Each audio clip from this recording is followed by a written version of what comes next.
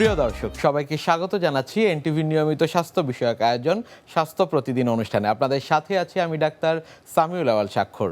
প্রতিদিনের মতো আজও আমরা একটি গুরুত্বপূর্ণ বিষয় নিয়ে কথা বলবো। আজ আমাদের আলোচনার বিষয় দাঁত ব্যথা। এই গুরুত্বপূর্ণ বিষয়টি নিয়ে আলোচনা করবার জন্য আজ আমাদের সাথে স্টুডিওতে রয়েছেন একজন বিশেষজ্ঞ চিকিৎসক। আপনাকে স্বাগত জানাচ্ছি আমাদের আজকের এই আয়োজনে। স্বাগত। আজ আমরা খুব গুরুত্বপূর্ণ একটি বিষয় নিয়ে আলোচনা করব, সেটি হচ্ছে দাঁত ব্যথা। আমরা প্রায়শই জানি যে দাঁতে কখনো না কখনো জীবনের কোনো না কোনো পর্যায়ে ব্যথা অনুভূত হয়ে থাকে। একেবারে অনুষ্ঠানের শুরুতে যেটি জানবার রয়েছে আপনার কাছে, মূলত যারা ডেন্টাল প্র্যাকটিস করে থাকেন আপনারা, কোন সমস্যাটি নিয়ে রোগীরা আপনাদের কাছে বেশি আসে? প্রথমে আসে যে ব্যথা নিয়ে, প্রচণ্ড তীব্র ব্যথা, তখনই পেশেন্ট আমাদের চেম্বারে বা হসপিটালে আসে। একেবারে শেষ অবস্থায় আসে অনেকেই, আবার দেখা যায় যে কিছু কিছু সময় ইনিশিয়াল ব্যথা ওঠে তখনই চলে আসে। তখন আসলে আমরা ইনিশিয়ালি একটা রেডিওলজি করে এক্সরে করে দেখে ডিসিশন নেওয়া যায় যে এটা কি ট্রিটমেন্ট করা উচিত। অনেক ক্ষেত্রে দেখা যায় যদি প্রাথমিক অবস্থায় থাকে তাহলে তো ফিলিং করা যেতে পারে, অথবা দাঁতের যদি পাল্প টিস্যু বা মজ্জা পর্যন্ত চলে যায় তখন আমরা এটাকে রুট ক্যানেল করতে সংরক্ষণ করে দাঁতটাকে সেভ করার চেষ্টা করি আর কি। প্রাথমিক পর্যায়ে এই যে দাঁত ব্যথা হচ্ছে বা দাঁত ব্যথার সমস্যা নিয়ে আপনাদের কাছে আসছে, তার পরবর্তীতে আপনারা কি কি পরীক্ষা নিরীক্ষা কিংবা রোগীর কাছ থেকে কি কি তথ্য জেনে নিতে পারেন? আমরা চেষ্টা করি যে তার ফিজিক্যাল কন্ডিশনগুলো জানার চেষ্টা করি আগে, যে তার ডায়াবেটিক আছে কিনা, বা দাঁতের মাড়ির রোগ আছে কিনা, অন্য আদার্স কোনো হার্টের কার্ডিয়াক কোনো প্রবলেম আছে কিনা, শ্বাসকষ্ট আছে কিনা, এগুলি দেখার পরে আমরা ডেন্টাল প্রসিডিওরে চলে যাই, যে ডায়াগনোসিস কনফার্ম করার পরে প্রাথমিক চিকিৎসা চলে যাই। দাঁত ব্যথা কি কি কারণে হয়ে থাকে? দাঁতের ক্যারিজ হয়ে যখন ক্যাভিটি তৈরি হয়, যে দাঁতের ভিতরে যে মজ্জা থাকে বা আমরা বলি পাল্প, পেশেন্টকে আমরা বোঝানোর জন্য বলি মজ্জা, এই মজ্জা পর্যন্ত যদি চলে যায়, ব্যাকটেরিয়াল গ্রোথ হয়, তখন আমরা এটাকে রুট ক্যানেল করে সংরক্ষণ করার চেষ্টা করি আর কি। আর কি কি কারণে দাঁত ব্যথা হয়ে থাকে? দাঁতের অনেক সময় প্রচণ্ড শিরশির করে, এনামেল লসের জন্য হয়। এনামেলটা ক্ষয় হতে হতে ডেন্টিন যখন ডেন্টিন পর্যন্ত চলে যায়, একটা স্তর ভেদ করে আরেকটা স্তরে চলে যাচ্ছে, তখন এটা প্রচণ্ড শিরশির করে এবং প্রচণ্ড ব্যথাও হতে পারে। পেশেন্টের দাঁতটা যদি ভেঙে যায়, অনেক সময় ভেঙে গেলে ব্যথা হতে পারে। তারপরে দাঁতে যদি দেখা যায় যে ডিউরিং বাইট করার ফলে প্রচণ্ড প্রেশার দিচ্ছে, তখন অনেক সময় ক্র্যাক করে, সেই ক্ষেত্রে হতে পারে। তারপরে দাঁতের যদি এনামেল লস করে ডেন্টিন পর্যন্ত, ডেন্টিন যদি এক্সপোজার হয়ে যায়, শিরশির করা থেকে ব্যথা হতে পারে। তারপরে দাঁতের ফ্র্যাকচার হয়েছে, সেই ক্ষেত্রেও ব্যথা হতে পারে। তা আগে পেশেন্ট ট্রিটমেন্ট করেনি কিন্তু ক্যারিয়াস ডিস্ট্রাকশন ছিল, তার ফলেও ব্যথা হতে পারে। আমরা অনেক সময় দেখি যে দাঁতের যে মাড়ি বলি আমরা, সেটি ফুলে গিয়েছে কিংবা সেখান থেকে রক্ত বের হচ্ছে, সেগুলোও কি আসলে দাঁত ব্যথার কারণ হতে পারে কিনা? মাড়ি ফোলার যে বিষয়টা, এটা হলো জিঞ্জাইভাইটিস বলি আমরা, গাম ডিজিজ। সেটা হচ্ছে টুথ ব্রাশিংয়ের সময় ব্লিডিং হতে পারে, বা ঘুম থেকে ওঠার পরে সকালবেলা দেখা গেল বেসিনে যখন থুতু ফেলতে যাচ্ছে পেশেন্ট, তখন দাঁতে ব্লিডিং হচ্ছে। এইটার একটা ট্রিটমেন্ট হলো স্কেলিং উইথ ডিপ কিউরেটেজ। এটা অন্তত বছরে 2 বার করালে মোটামুটি এটা পেশেন্ট ভালো থাকবে আশা করা যায়। কিভাবে ব্রাশ করা উচিত? দিনে কতবার ব্রাশ করা উচিত? ব্রাশ অন্তত 2 বার। এটার একটা ভুল ধারণা আছে যে রাতে ব্রাশ করে শুলাম, সকালবেলা ঘুম থেকে ওঠার পরে আমরা ব্রাশ করলাম। এইটা না, বেসিক্যালি রাতে যখন ঘুমাতে যাচ্ছে তখন রাতে তো সে কিছু খাচ্ছে না, তখন সকালবেলা ব্রাশ করার প্রয়োজন নেই। সকালবেলা নাস্তা করার পরে হচ্ছে ব্রাশটা করলে ভালো হয়, কারণ সকালে যে খাবারটা জমছে সেই খাবারটা সে ওয়াশ আউট হয়ে গেল, তারপর সারাদিনের কাজকর্ম শেষ করলো, রাতে ঘুমের আগে আবার ব্রাশ করলো। তাহলে অন্তত দিনে 2 বার ব্রাশ করতে হবে। শিশুদের ক্ষেত্রে এবং বড়দের ক্ষেত্রে ব্রাশ করার কোনো তারতম্য রয়েছে কিনা? কোন পদ্ধতিতে ব্রাশ করলে সেটি স্বাস্থ্য সহায়ক হবে? 45 ডিগ্রি অ্যাঙ্গেলে ব্রাশ করলে অন্তত 2 মিনিট একটু ধীরে ধীরে ব্রাশ করা, এবং ব্রাশটা যাতে সফটলি করা হয়। অনেকে খুব জোরে জোরে ব্রাশ করার চেষ্টা করে, সেটা না করে সফট হ্যান্ডেলে ব্রাশ করলে ভালো হয়। এবং বাচ্চাদের ক্ষেত্রেও আমরা বলি 3 বছরের পর থেকে অন্তত দিনে, বাচ্চাদের ক্ষেত্রে দিনে অন্তত 1 বার, পরবর্তীতে 6 বছর পর থেকে আমরা বলি যে অন্তত দিনে 2 বার ব্রাশ করা উচিত। বাচ্চা এবং বড়দের ক্ষেত্রে সেম কন্ডিশন। ব্রাশের ধরনটি কেমন হবে যেটি দিয়ে ব্রাশ করছে? আচ্ছা, সফট ব্রিসল, যেটা হচ্ছে সফটলি হ্যান্ডেল করতে হবে এবং সফট ব্রিসল হবে। অনেকে খুব হার্ড ব্রাশ ইউজ করে, হার্ড ব্রাশ ইউজ করলে এনামেল লস হয়, ফলে দাঁতের আরও ক্ষয় হয়। অনেকে খুব রাফলি ইউজ করে, এটা করা যাবে না আসলে। আমরা বর্তমান প্রেক্ষাপটে বিভিন্ন ধরনের চটকদার বিজ্ঞাপন দেখতে পাই, যে নানা ধরনের ব্রাশও কিন্তু আবিষ্কার হয়েছে, আমরা বিভিন্ন ধরনের বিজ্ঞাপনে পাই। সেই ব্রাশগুলো আসলে ব্যবহার করা যাবে কিনা? না, ওগুলি ইউজ করা যাবে না। নর্মালি যে বিভিন্ন ব্র্যান্ডের ব্রাশগুলি আছে, সফট ব্রাশ, সেইগুলি ইউজ করলে সবার জন্যই বেটার হবে, দাঁতের জন্য সুস্থ থাকবে, ভালো থাকবে। ব্রাশ করা এবং সাথে মাউথ ওয়াশ, এই দুটি একসাথে প্রয়োজন কিনা, নাকি যে কোনো একটি করলেই চলবে? ব্রাশ করার পরে আপনি মাউথ ওয়াশ দিয়ে করা যাবে, তবে মাউথ ওয়াশ মাসের পর মাস ইউজ করাটা ঠিক হবে না। দেখা গেলো একটা মাউথ ওয়াশ ইউজ করলো, তারপরে কিছুদিন ইন্টারভেল দিল, আবার করলো, আর ডিরেক্টলি মাউথ ওয়াশ না ইউজ করে ওটা পানির সাথে মিক্স করে নিলে যদি করে নেওয়া হয় তাহলে বেটার হবে। ডিরেক্ট দিলে অনেক সময় মানুষের মুখে জ্বালাপোড়া করে, অনেকে সহ্য করতে পারে না, বমিটিং টেন্ডেন্সি হয়, এটা না করাটাই ভালো। যিনি নিয়মিত ব্রাশ করছেন তার ক্ষেত্রে কি মাউথ ওয়াশ ব্যবহার করা জরুরি কিনা? এই ক্ষেত্রে যদি তার গাম ডিজিজ থাকে, দেখা যাচ্ছে যে একজন ডেন্টাল সার্জনের কাছে আসলো, সে পরীক্ষা নিরীক্ষা করতে হলে তার গামের অবস্থা খুবই খারাপ, গাম দিয়ে মাড়ি দিয়ে রক্ত পড়ছে বা পুঁজ পড়ছে, সেই ক্ষেত্রে আমরা অনেক সময় প্রেসক্রাইব করি যে 3 মাস বা 2 মাস সে ইউজ করলো, কিন্তু মাসের পর মাস বছরের পর বছর ব্রাশও করবে, মাউথ ওয়াশ ইউজ করবে, এরকম প্রয়োজনীয়তা নাই। দাঁতের ক্ষয় সেটি আসলে কি কি কারণে হয়ে থাকে? মেইনলি ব্যাকটেরিয়াল ইনভেশন হয়, এনামেল সারফেসের উপরে হয়, এনামেলগুলি লস হয়ে যায়, ফলে আস্তে আস্তে ক্ষয় রোগটা বাড়তে থাকে। সাথে এই যে ফল্টি একটা ব্রাশিংয়ের কথা বললাম, জোরে জোরে যদি ব্রাশ করে, এটা একটা হয়। অনেকের এখন দেখা যাচ্ছে গ্যাস্ট্রিকের সমস্যা থেকেও দাঁতের ক্ষয় রোগটা বাড়ছে আর কি। পেটের প্রদাহ থেকেও কিন্তু গ্যাস্ট্রিকের সমস্যাটা হয়, ফলে ডেন্টালে ক্ষয় রোগটা বাড়ছে আর কি।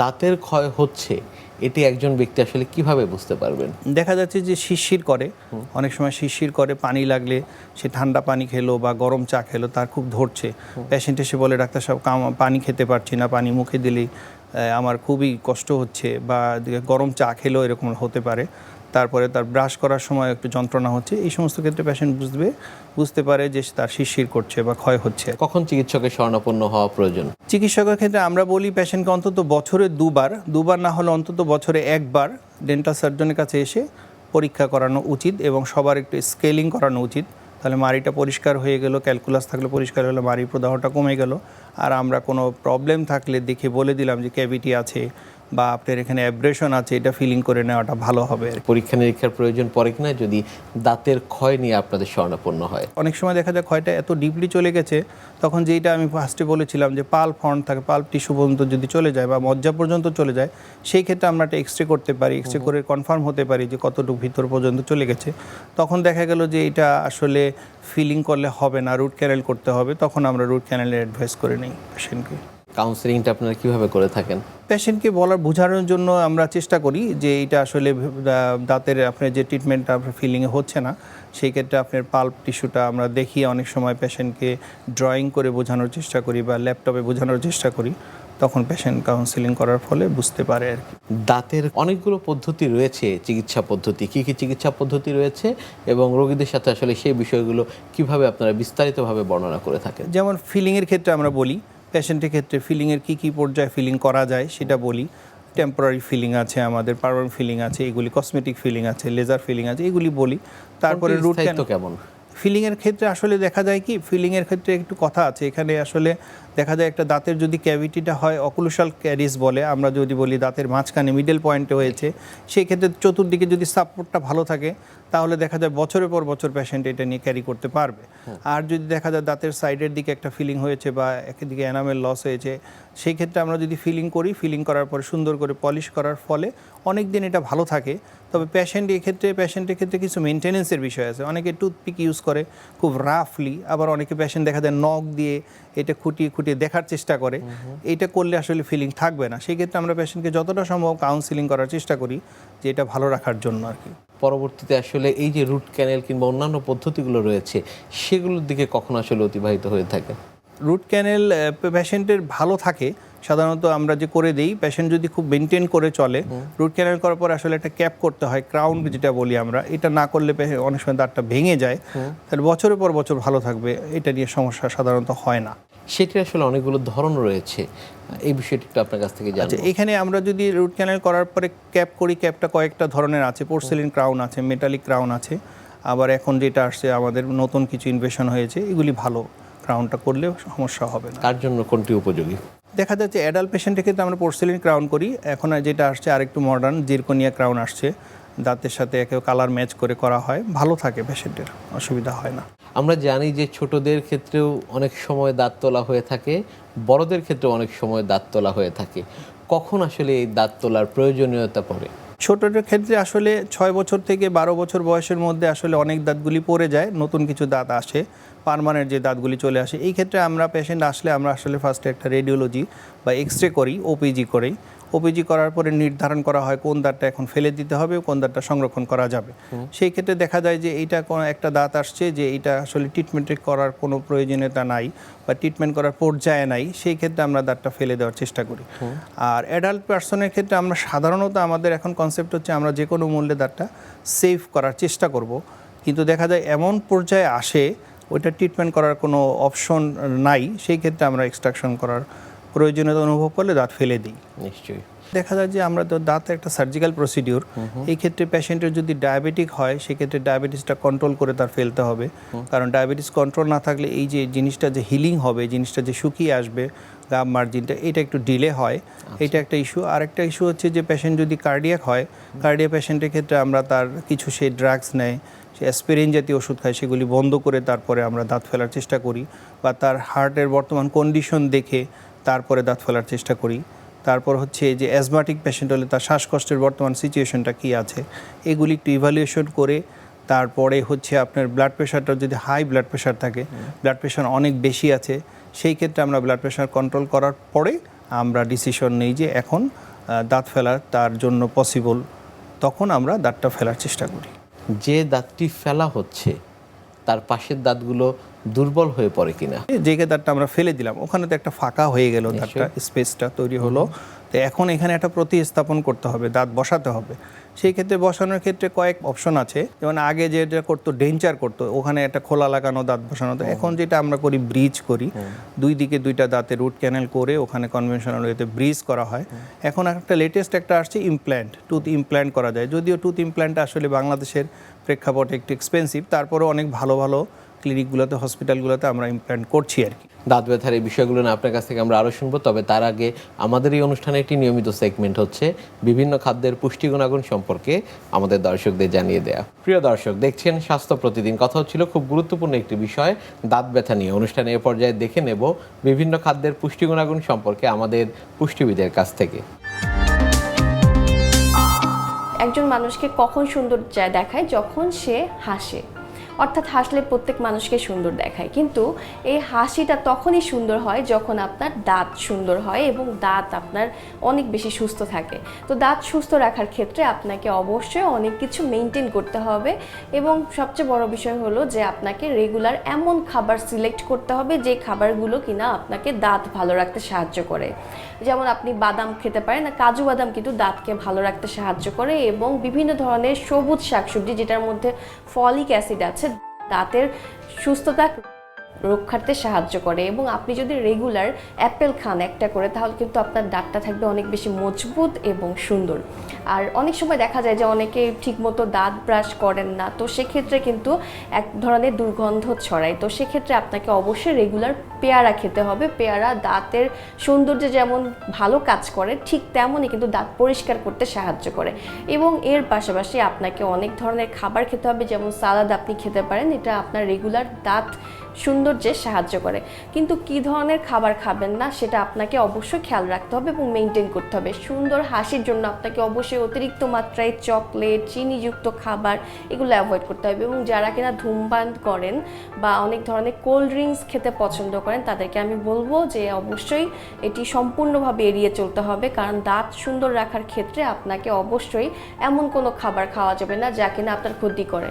এবং অনেকেই আছেন আমি দেখি যে রেগুলার পান খেতে পছন্দ করেন বা 2 থেকে 3 বেলা 4 বেলা পান খাচ্ছেন, তাদের ক্ষেত্রেও কিন্তু দাঁত ক্ষয় হয়ে যায়। এবং একবার যদি দাঁত ক্ষয় হয় তাহলে কিন্তু সেই দাঁত ঠিক করা অনেক কঠিন হয়ে পড়ে। তো এই ক্ষেত্রে অবশ্যই আপনাকে এই বিষয়গুলো মেনটেন করতে হবে।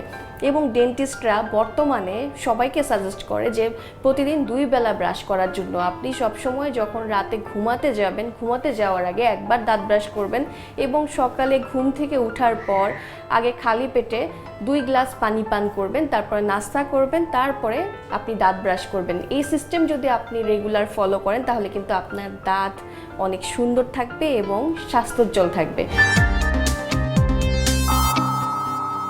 দাঁতের যত্ন কিভাবে নিশ্চিত করা প্রয়োজন?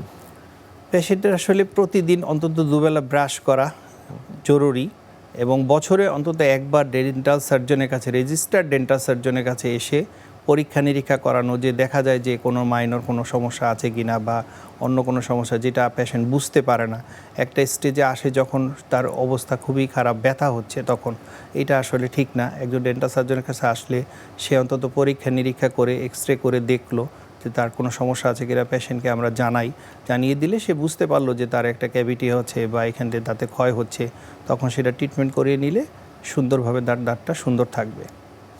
অনেক ধন্যবাদ আপনাকে আমাদের আজকের এই অনুষ্ঠানে আসার জন্য। ধন্যবাদ, সকলকে ধন্যবাদ। প্রিয় দর্শক, এতক্ষণ দেখছিলেন স্বাস্থ্য প্রতিদিন। কথা হচ্ছিল খুব গুরুত্বপূর্ণ একটি বিষয়, দাঁত ব্যথা নিয়ে। আশা করি আমাদের এই গুরুত্বপূর্ণ তথ্যগুলো আপনাদের অনেক বেশি উপকারে আসবে। অনুষ্ঠানের পর্যায়ে দেখে নেব কি থাকছে আগামী পর্বে স্বাস্থ্য প্রতিদিন অনুষ্ঠানে। গর্ভকালীন সেবা বলতে আমরা বুঝি যে একটা মাকে আমরা 9 মাস যখন থেকে সে প্রেগনেন্ট হবে এবং 9 মাস আমরা পুরা তাকে যে সেবাটা দিব, সেই সেবাটি আমরা গর্ভকালীন সেবার মধ্যে অন্তর্ভুক্ত করি।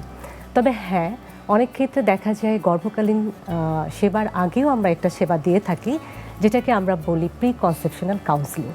তো এটা আগে এত জনপ্রিয় না হলেও যেহেতু আমাদের সচেতনতা বাড়ছে, তো ধীরে ধীরে এই প্রি কনসেপশনাল কাউন্সিলিংটাও এখন মানুষ বুঝতে শিখেছে এবং এর ফলে আসলে আমাদের যে গর্ভকালীন সেবা, সেটা আমি বলবো এটা আমাদের 3 থেকে 6 মাস প্রি কনসেপশনাল কাউন্সিলিং থেকে শুরু করে এই 9 মাসের যাত্রা এবং ডেলিভারি হওয়ার পর প্রায় 42 দিন পর্যন্ত আমরা প্রসব পরবর্তী একটি সেবা দিয়ে থাকি।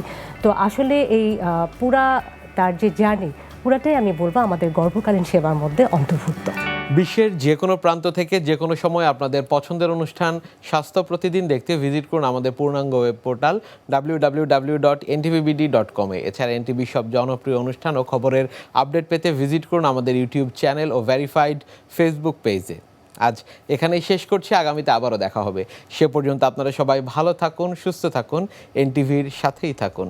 আল্লাহ হাফেজ।